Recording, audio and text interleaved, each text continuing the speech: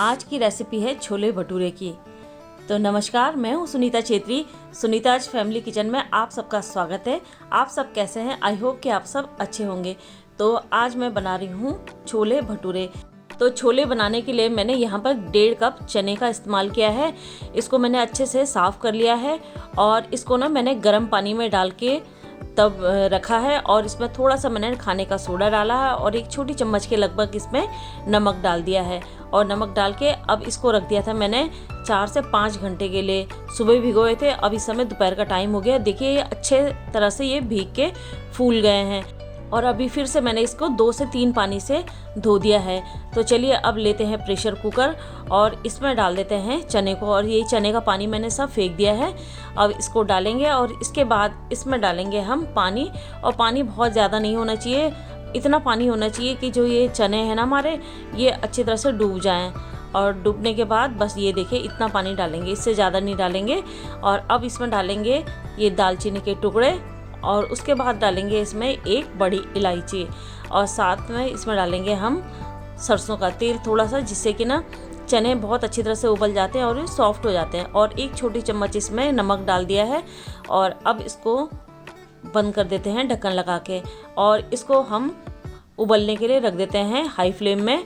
और high flame में इसमें हम 2 सीटी आने देंगे।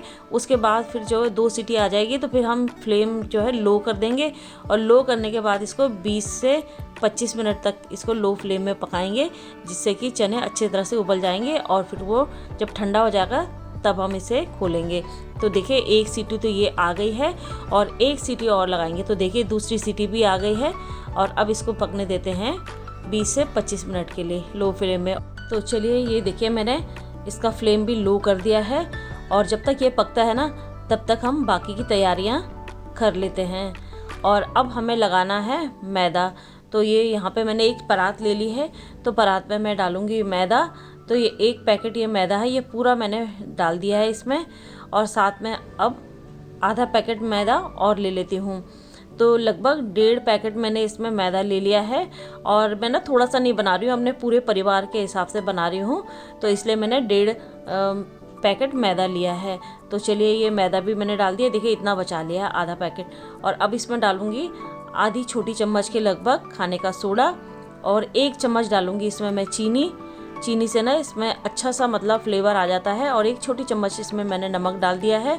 और 1 कप के लगभग मैं इसमें डालूँगी दही। और दही ना ज़्यादा खट्टी नहीं होनी चाहिए, तो ये मेरी घर की फ्रेश दही है, तो इसलिए अगर ज़्यादा खट्टी दही हो ना तो फिर आधा ही कप लीजिए अब उसे।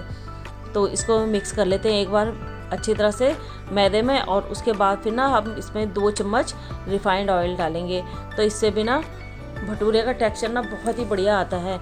तो चलिए इसको एक बार मिक्स कर लेते हैं मैदे में, और जिससे कि उसमें ना गांठें ना पड़ें, और अच्छी तरह से मिक्स कर लेंगे। फिर उसके बाद ना इसको हम गूंदेंगे हल्का सा गुनगुना पानी से। आप फ्रेश पानी से भी गूंद सकते हैं, लेकिन सर्दियों का समय है ना तो इसलिए इसे ना हम गुनगुने पानी से इसे गूंदेंगे बढ़िया तरीके से। और इसका जो डो है ना बहुत ज़्यादा हार्ड नहीं होना चाहिए, जैसे पूड़ी के लिए बनाते हैं ना इस तरह से नहीं होना चाहिए इसका डो। इसका ना बिल्कुल सॉफ्ट होना चाहिए जैसे रोटी के लिए बनाते हैं। तो ये देखिए ये गीला गीला सा हो गया। तो अब हम क्या करेंगे, थोड़ा सा इसमें रिफाइंड ऑयल लगाएंगे और इसको ना अच्छी तरह से गूंदेंगे पटक पटक के। जितनी देर आप इसको पटक पटक के गूंदेंगे, कम से कम 4 से 5 मिनट तक इसको आप पटक पटक के इस तरह से गूंद दीजिए, जिससे कि इसमें बहुत ही अच्छा मतलब एक लचीलापन आ जाए। तो फिर ये देखिए इस तरह से कर लिया मैंने इसको पटक पटक के। फिर एक बार फिर से मैंने इसमें लगाया रिफाइंड ऑयल, और लगाने के बाद अब इसको मैं ढक्कन से कवर करके रख दूँगी 2 घंटे के लिए। फिर उसके बाद देखेंगे। तो चलिए अब मैदा तो मैंने लगा के रख दिया है, अब छोले की तैयारी करते हैं। तो इसके लिए मैंने 5 टमाटर ले लिए, ये छोटे साइज़ के टमाटर हैं, और 4 मैंने मीडियम से छोटे ये प्याज ये ले लिए हैं, और 2 हरी मिर्ची ले लिए जो कि मैं टमाटर के साथ पीस लूँगी। टमाटर को मैंने काट के मिक्सी जार में डाल दिया है और 2 हरी मिर्ची भी मैंने डाल दी। तो चलिए इसका मैं प्यूरी बना लेती हूँ बढ़िया सा। और ये देखिए प्यूरी भी बन के तैयार हो गया है। तो चलिए इसको रखते हैं एक तरफ। और अब जो ये प्याज रखे हैं ना, तो प्याज को मैं चॉपर में काटूंगी, बारीक बारीक नहीं काटूंगी, इसको चॉपर में मतलब बढ़िया सा हो जाता है इसका, ना तो पेस्ट बनता है और ना तो ये मोटे रहते हैं, बढ़िया सा मतलब ये चॉप हो जाता है इसमें, ये देखिए। तो अब देख लेते हैं कुकर में जो चने हमने उबलने रखे थे ना, तो 2 सीटी भी लग गई, 20 मिनट तक ये पक गया है और अच्छे से ये ठंडा हो गया है। तो देख लेते हैं ये चने कितने उबले हैं। तो बहुत ही बढ़िया तरीके से चने उबल गए हैं, ये देखिए, उसमें अपने आप से गल गए हैं, ये देखिए बहुत ही अच्छी तरह से उबल गए हैं। तो चलिए अब इसको बनाने की तैयारी करेंगे। और इस तरह से आप छोले बनाते हैं ना तो बहुत ही अच्छा लगता है।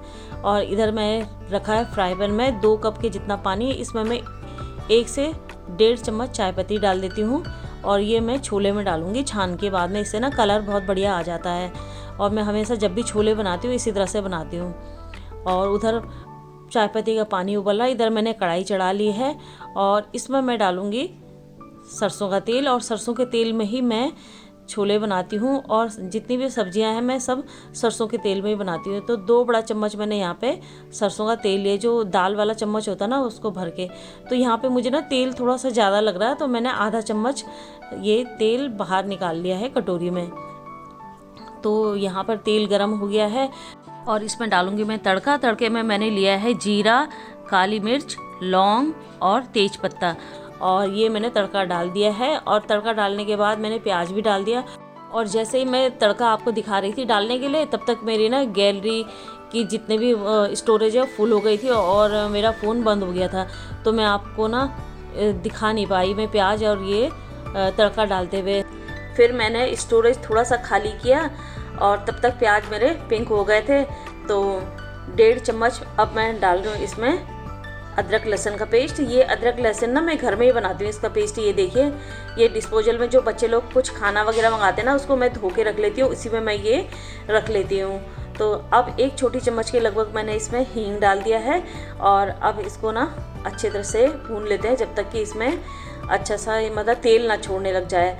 और हींग मैं पहले नहीं डालती हूँ, हींग पहले डालती हूँ ना जल जाता तो हींग का फ्लेवर फिर सब्जी में नहीं आता है।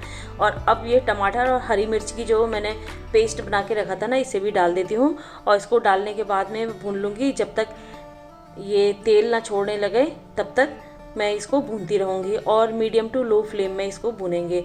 और जैसे ही हम टमाटर डालते हैं ना उसके बाद हमें नमक डालना होता है और नमक मैं डालूँगी स्वाद अनुसार। 1 छोटी चम्मच के लगभग मैंने इसमें नमक डाल दिया है।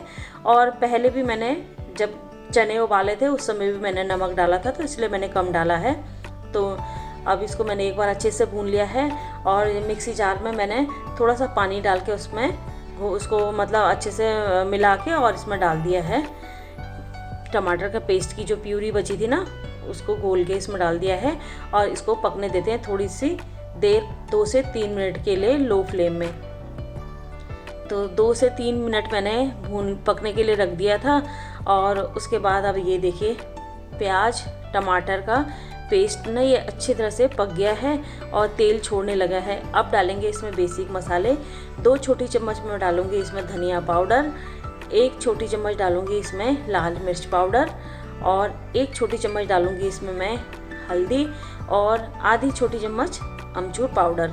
बस इतना ही मसाला डालेंगे और अब इसको ना एक बार अच्छे से मिक्स कर लेंगे। और मिक्स करने के बाद इसमें डालेंगे जो चाय पत्ती मैंने उबाल के रखे थे ना 2 कप, तो उसमें से थोड़ा सा हम इसको छान लेंगे जिससे कि मसाले आपस में पक जाएं। और बाकी का जो चाय पत्ती का पानी है वो मैं बाद में ऐड करूँगी। तो चलिए इसको मिक्स कर लेते हैं और मिक्स करने के बाद इसको पकने के लिए छोड़ देंगे 2 से 3 मिनट के लिए कवर करके और लो फ्लेम में। और मसाले ना जितने कम आंच में पकते हैं ना धीरे धीरे, तो सब्जी का टेस्ट उतना ही बढ़िया आता है। अब मसाले बहुत अच्छी तरह से भुन चुके हैं, तेल छोड़ दिया है मसालों ने। और अब जो उबले हुए चने हैं ना वो हम इसमें डाल देंगे और सभी चने नहीं डालेंगे, थोड़े से चने इसे बचा लेंगे हम और उसको ना पहले मैश करने के बाद उसका पेस्ट बनाने के बाद डालेंगे कढ़ाई में, जिससे कि हमारी ग्रेवी जो है थिक हो जाएगी। तो जितने ही चने डालने थे उतने मैंने डाल दिया। इसको मिक्स कर लेते हैं और मिक्स करने के बाद अब जो हमारे पास ये चाय पत्ती का पानी था ना ये बना हुआ, तो इसको भी छान के डाल देते हैं, साथ में पक जाएगा। तो अब इसको पकने देते हैं 2 से 3 मिनट के लिए मीडियम फ्लेम में। पहले एक उबाल आने देंगे हाई फ्लेम में, उसके बाद मीडियम करके आंच को 3 मिनट के लिए पकने देंगे, 3 से 4 मिनट जो भी है। और बाकी का जो ये बचा हुआ इसमें चने हैं ना, इसको मैश कर लेते हैं मैशर से। आप थाली में लेके कटोरी गिलास से भी मैश कर सकते हैं। मेरे पास तो ये मैशर है तो इसलिए मैंने मैशर से मैं इसको मैश कर लिया है और इससे ना ग्रेवी बहुत अच्छी हो जाती है। तो चलिए 3 से 4 मिनट हो गए हैं और अच्छा सा उबाल आ गया है। और अब जो ये मैंने इसका ये मिक्सचर बनाया था ना पेस्ट, इसको डाल देते हैं। और कुकर में भी जो पेस्ट थोड़ा बचा है ना, उसमें मैं गर्म पानी डाल के उसको भी डाल दूँगी इसी में कढ़ाई में। और इस समय मैं थोड़ा सा गर्म पानी और डाल रही हूँ। और इसमें ना ठंडा पानी ना डालें, आप गर्म पानी ही डालें, क्योंकि सब्ज़ी गर्म रहती है और ठंडा पानी डालेंगे तो सब्ज़ी का जो है टेम्परेचर एकदम डाउन हो जाता है, फिर उसको उबलने में टाइम लगता है। तो इसलिए गर्म पानी डालें। और डालने के बाद मैंने ढक्कन लगा के 3 से 4 मिनट पकाया उसे। और ये देखिए छोले बहुत अच्छी तरह से पक गए हैं और छोले का ना कलर भी अच्छा आ गया। और इस समय ना आपको कलर ऐसा लग रहा होगा, लेकिन थोड़ी देर बाद इसका कलर ना बहुत ही अच्छा आ जाएगा। और इसमें मैंने कश्मीरी लाल मिर्च नहीं डाली है। तो चलिए इसको थोड़ी देर और पकने देते हैं 2 से 3 मिनट के लिए। और 2 से 3 मिनट मैंने पकने दिया। अब इसमें डालूँगी 1 चम्मच के लगभग छोले मसाला और साथ में डालते हैं इसमें सब्जी की जान हरा धनिया। और सर्दियों में तो हरा धनिया के बिना कोई भी सब्ज़ी जो है पूरी नहीं होती, अधूरी रहती है।